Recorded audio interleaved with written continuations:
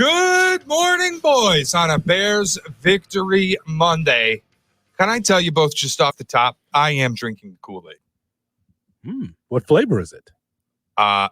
Blue and orange. The mixture. It's always good. Mix. So do you put that like in a Ninja Creamy and throw a little yogurt there and make it a Bears smoothie? Maybe I should. Maybe it should be a Bears Sunday, if you will.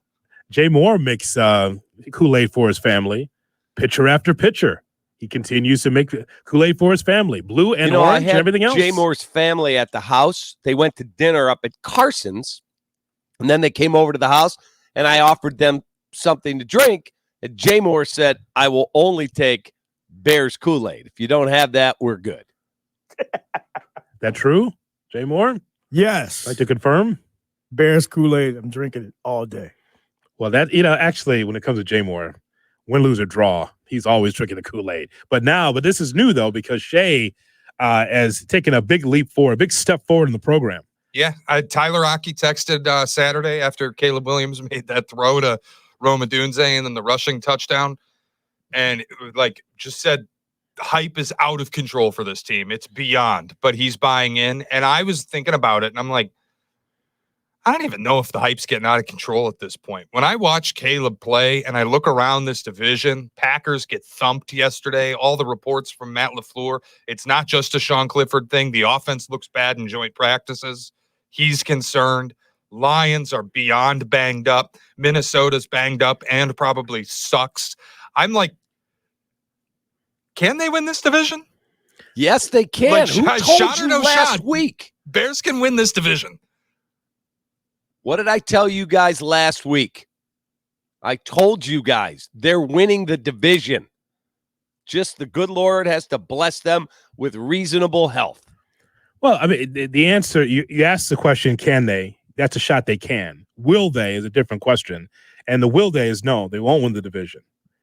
And the reason why is because I take a more tenured team that's been there and done that than the Bears. I just, when it comes to the hype, I do want to address this whole thing with the hype. When fans or even Tyler that is concerned about the hype, that is really the essence, Cap, to me, is fan how you want to fan. If someone feels like the Bears are going to win the NFC, if you don't feel that way, it doesn't mean that you got to feel that way. It is the equivalent of the young lady that you meet at the club that you say to her, man, you are sexy. You are hot. I really like the way you look. No, I don't. No, I got this problem. I got that problem. It's deflection, right? The same thing here. In this situation, Cap, if you look at the Bears and you feel like they're the best or they're going to win the conference or the division, that's fine. But that should not stop you from feeling how you want to feel as a fan. That's my point. People are sometimes overwhelmed by the expectations or the over-the-top thoughts about the team. My thought is, you feel how you want to feel. Yeah, I learned my lesson when I was trying to tell people how to fan.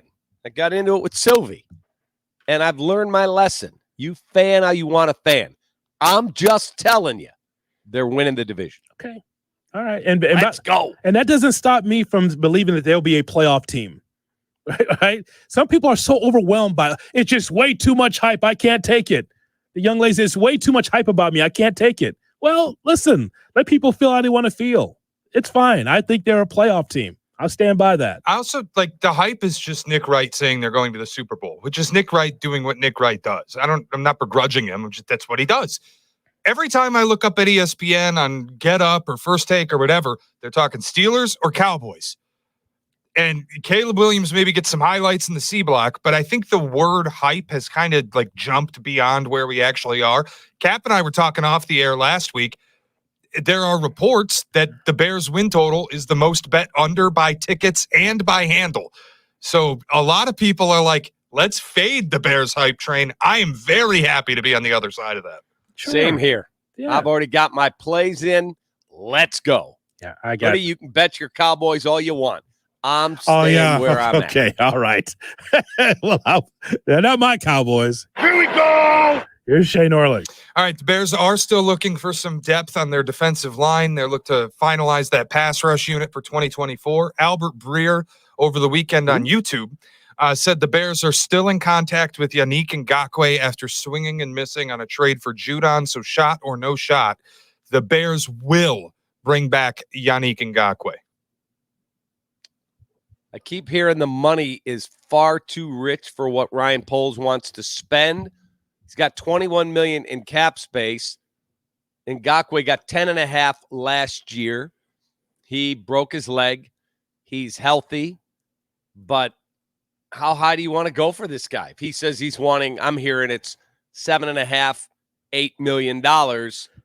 That's money you could use for extensions for guys you want to keep, like Tevin Jenkins, like maybe Keenan Allen.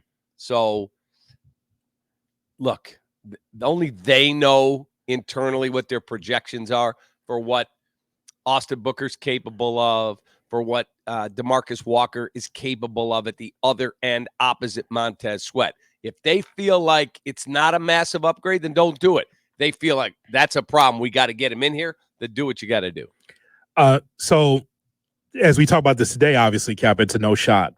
But here's the part that you and I have not talked about enough, and that is the reason why that we keep spinning our wheels on who else Poles can get on the other side of Montez Sweat is because DeMarcus Walker isn't an explosive enough player coming off the edge for some people. I think DeMarcus Walker's fine, but I think that in passing situations or pass rushing situations, he's just not as explosive as people would like, and you want something better than that.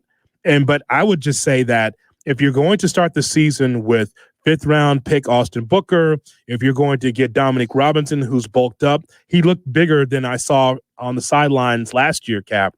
Then we see what we see from Hardy here in the preseason. If that's the direction you're going to go, then you move forward with it. You just have to like what you have. You got to develop what you have. If Ngakoue is not available, if you can't find someone today, then you've got to be able to look at your roster and say, well, who can make a difference? And so I think you have to go that way. But ultimately, what we have not talked about is there's no one else that's sexy enough on that defensive line to satiate you as a Bears fan. Is that fair?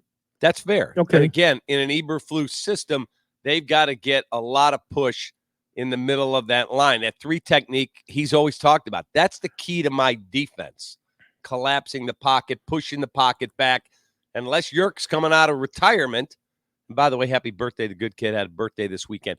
Unless Yerk's coming out of retirement, you're right. The Bears are more no-name guys in the middle. Like Andrew Billings, a good football player. Sure. They extended him. He's not he's not Dexter Lawrence of the Giants or guys like that ilk. So we'll see where it goes. My brother and I were having this discussion. Here's our football fantasy that the Cowboys go, all right, we got to get Dak re-signed. Mm-hmm. We got to get CeeDee Lamb re-signed. We'll trade you Micah Parsons. Okay. They can't pay them all. I understand, but you got to love the Bears for what they are right now. There's going to be more additions coming before the end of the season, Cap. But if you move forward with this team, I think that you're fine. Someone else has to develop. And if they don't develop, that's on Ryan Poles. Just be honest. Like, I mean, Javon Dexter should be a guy. If not him, Pickens got to be a guy. Booker's got to be a guy. And you just can't. You can pay only so much, and you can only put as much spackle as you can on that defensive line. At some point, some of these young guys have to step up too, because that's supposed to be your future. Agreed. Shay Norling. All right, one of the more ridiculous stories that was happening over the weekend from the Bears preseason game. Simone Biles was on the sideline at Soldier Field to watch her husband and new Bear Jonathan Owens in the preseason game against Cincinnati. Of course, hoodie because it's 2024 and everyone is miserable. Some Bears fans were aghast that she would wear a jacket with her husband's photo on it and a Packers logo because, newsflash, he used to play for the Packers. People said she can't wear the jacket. She's got to get rid of it. She's got to get a Bears version. The Green Bay Packers logo jacket cannot be worn at Soldier Field. I thought it was absurd. It's literally her husband, but shot or no shot, it is fair game for Simone Biles to wear her Packers Jonathan Owens jacket on the sideline at Soldier Field. Good draw. That's a shot. And the reason why it is a shot is because that's on the Bears to get her a better jacket. You know she's coming through the door, Cap. And if you are PR or if you are whoever is part of game ops, hey, that's your husband. Can I interest you in a Bears jacket? Well, put that one that you're wearing in a bag, and you can just wear something with the Bears on it. Now, again, you're not offended by it, but you want to give her some Bears gear. Does she have any Bears gear? That's the question. Has she been given any Bears gear? First of all, the jacket was super cool. Yeah, it was. And it looks like it's one of those custom jackets.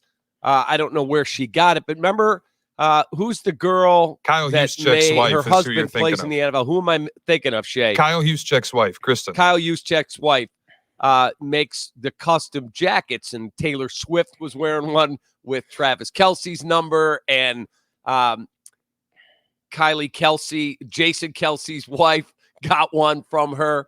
They're super cool. I don't know if she made this particular one, but she's Simone Biles. That's her husband. Who cares if it had a Packer logo? He plays for us. Yes. That's all that matters. I'm not concerned. And get him a new custom jacket to give her. That's right. That's right. But for me, the Bears should give her gear if she didn't have any by now, but she's just supporting her husband. That's the last thing that she has that supported her husband with his face all over it.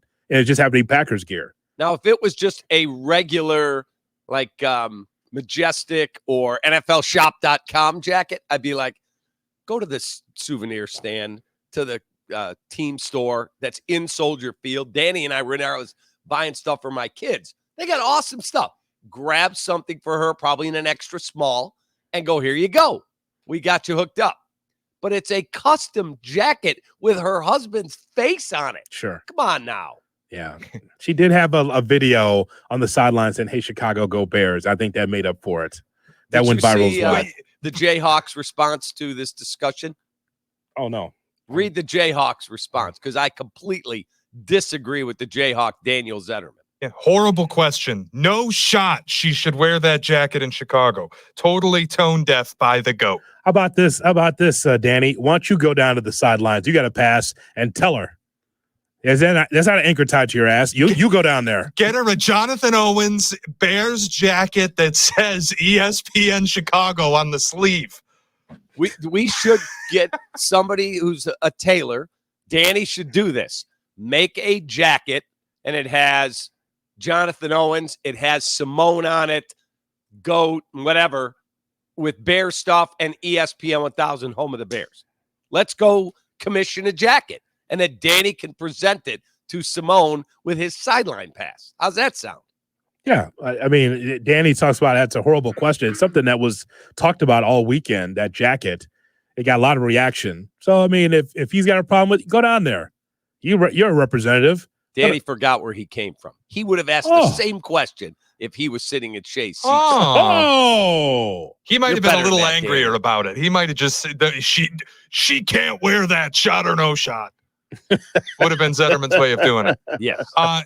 By the way, I do think tomorrow night on Hard Knocks, we're going to end up with a Liev Schreiber, little Rome Odunze's roaming in the end zone, and Simone Biles is roaming the NFC North. Maybe get a new jacket, Simone, that features Simone Biles' Green Bay Packers jacket. Watch how you say that now. She's roaming what? The NFC North. Well, I mean, listen, you went there, not me. no, what you I did. was saying, I'm just calling it out. I'm just calling it out. I'm here to clean up She's in things. a new city in the division. Okay, I don't like how you said that. I just want to clean it up for you, just trying to help you. All Let right. me just tell you, like last year, the cool thing was Taylor Swift last year is at most of the Chiefs games, and they're always showing her and all of that. We got the GOAT, the freaking GOAT. So how about her in a Bears, ESPN Chicago, ESPN 1000 jacket? How about that? With ESPN 1000 all over the jacket with the face of Jonathan Owens. How about that? That'd be. We'll get that. That's a great idea. Yeah, Come on, Keith and Danny and Maggie. Let's go. By the time that happens, he'll be with another ball club. Here's Shay Norling. Wow. Good morning, everyone. Just a dumb story I saw over the weekend. Cowboys preseason game, their kicker, Brandon Aubrey, drilled a 66-yard field goal. This ties the record for the longest in NFL history. The only problem, it doesn't actually count because preseason stats aren't official and they aren't recorded. But to me, like 66 yards is 66 yards. Doesn't matter where you get it. Shot or no shot, this should count as a tie for the longest field goal in NFL history. No shot. It's preseason. First of all, guys aren't going as hard. They're the ones that are scrapping to make the roster, maybe. But come on. They're not selling out to try and block it like they would in an NFL game, regular season. No. Shot, yes, that's a shot. It should be an asterisk to be able to tell the story, like anything else. Tell the story. Now, again, Cap, it doesn't count for the real record, but it should be noteworthy that he was able to accomplish that. Anything you do on that gridiron, man, if it's a good thing, if it's a record breaker, it should be noted, if nothing else. Noted. 66 yards is 66 yards. It's not like he was on a tee kicking this before the game. Kicked the 66-yard field goal. Doesn't matter. Preseason stats don't count. Are we going to add 9 home runs to Chris Bryant's total because he hit 9 of them in spring training as a rookie? No. Well, you certainly wouldn't. The heat you got with him. All right, coming up, Chris. Just because he likes street clothes better than a uniform. I mean, his dad's online too, Cap. Hey, Mike, how you doing, man? How's street clothes Chris doing? I think you offended him. By the way, Danny has weighed in again. He wants a gold strip from Simone Biles for wearing the jacket. She loses a gold medal, he said. Yeah, well, I'm sure that she'd give him a gold strip, all right. Yeah. One that he deserves. That's Here's for sure. a gold medal for you. Bam! Those things are heavy. Yeah, I've held one. She'll give him a strip, all right. All right, coming up, we got Around the NFL. Courtney Cronin with the latest on the Bears at 8:35. Kap and J Hood on the home of the Bears, ESPN 1000.